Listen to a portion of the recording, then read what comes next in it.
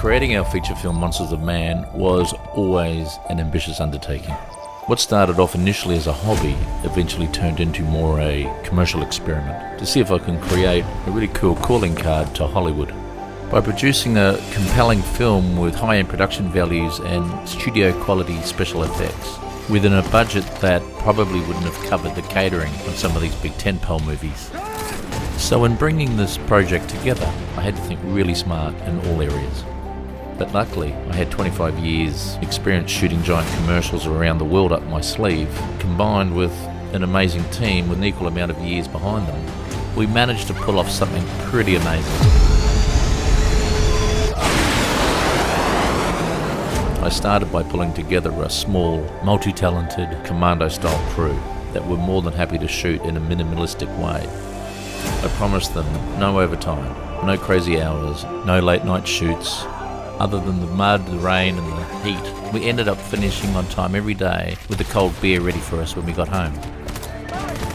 However, all the shortcuts aside, I didn't want to compromise my vision when trying to capture the best production values and the best performances from our actors. Nothing was going to stand in my way. So what dollars I had, I wanted in front of the camera and not behind us.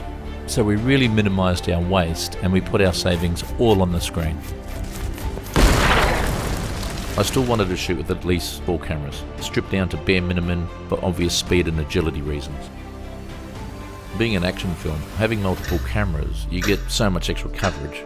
Continuity becomes far easier, actors can start to breathe and start flexing their muscle, and get more into a theatrical role and more of a theatre role, which I know a lot of actors really enjoy.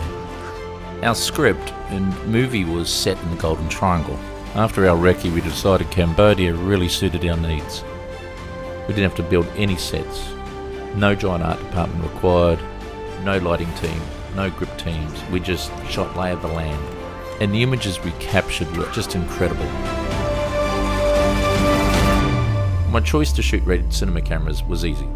I give these cameras a flogging day in, day out around the world in all sorts of crazy tough hard conditions. The benefits for me are 6 and 8K resolution, 16, 18 stops of dynamic range.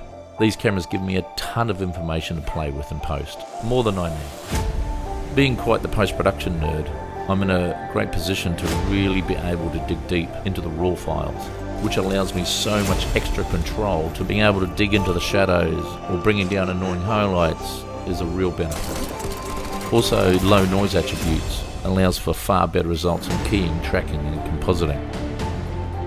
The 6 and 8K resolution allows me to reframe easily to enhance a scene or an actor's performance, push into a shot of up to 200 to 300%, which is like throwing on another lens. So resolution really does help you from a creative point of view.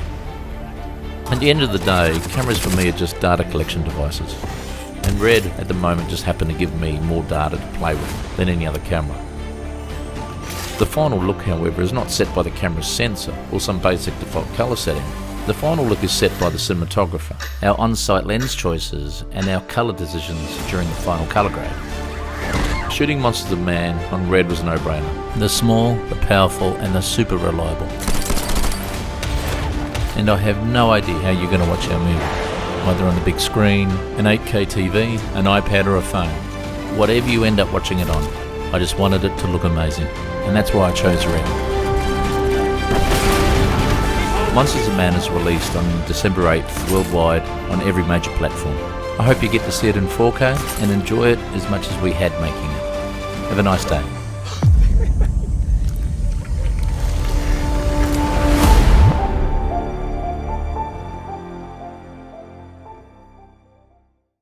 Okay, stay with me as I have some cool behind-the-scenes trivia. Stop motion has featured prominently in famous science fiction films.